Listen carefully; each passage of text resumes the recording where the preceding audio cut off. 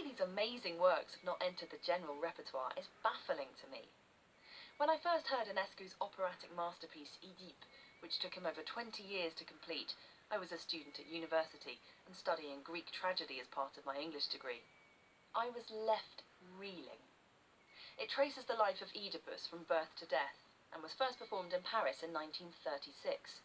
But it was not until the 1990s that it was performed in Germany or Vienna, and it had to wait until the 21st century to receive an airing in America or the UK.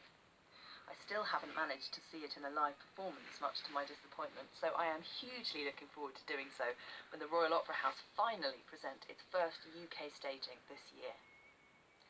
As well as becoming enchanted by Enescu's own music, I also started to think differently about works I already knew inside out. Brahms's Violin Concerto, for example. I learned that as a boy of 10 or 11, Enescu had sat in the string section of the Vienna Conservatorium Orchestra, its youngest member, playing the First Symphony under the baton of Brahms himself. Brahms became Enescu's musical idol, probably his favourite composer, and knowing that, somehow, ineffably and in a way that's impossible to put into words, altered my own approach to playing Brahms. Or take Enescu and Bach. Menuhin mentioned during our lessons that he and Enescu had together recorded one of my all-time favourite works, the Bach Double Violin Concerto in D minor, in the 1930s. I went straight to my local record shop to find the CD, and it immediately became my go-to recording.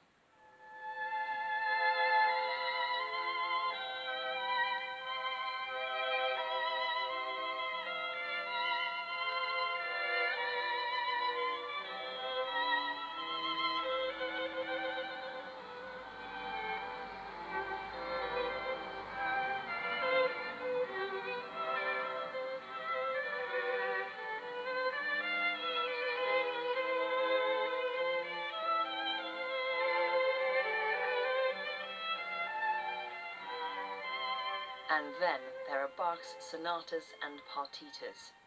Enescu, like many of us, considered these the Himalayas of the solo violin repertoire.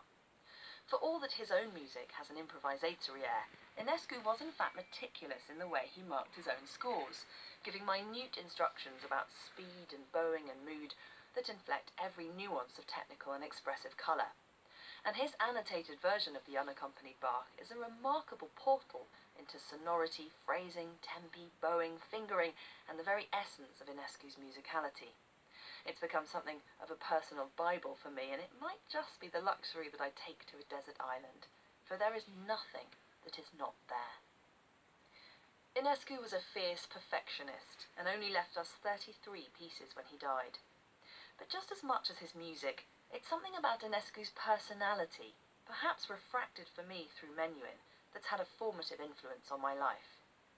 Enescu lived as he played and as he wrote generously and with unerring humanity and a great empathy with his fellow human beings.